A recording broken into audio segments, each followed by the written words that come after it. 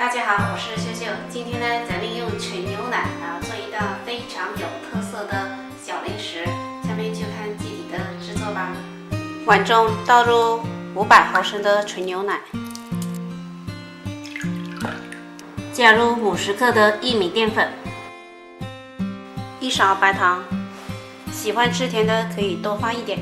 搅至白糖融化，淀粉跟牛奶充分融合，倒入锅中，中小火慢慢熬，一边熬一边搅拌，防止粘锅了。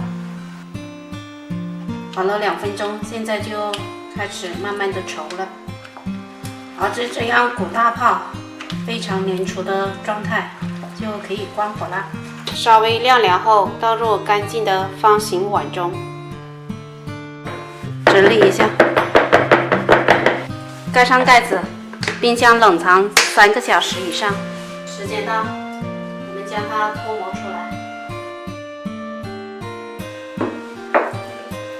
将其切成条。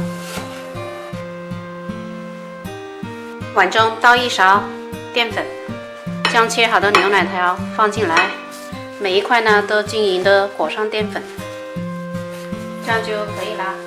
盘中打1个鸡蛋，搅散，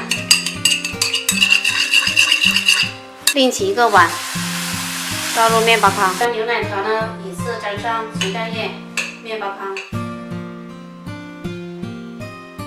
这样就可以了。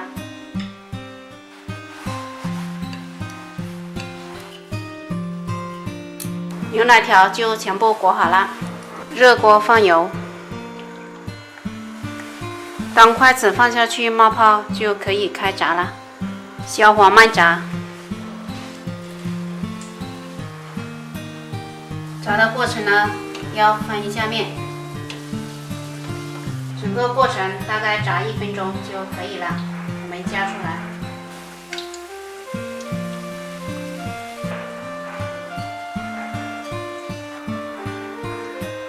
这批炸鲜奶就做好了。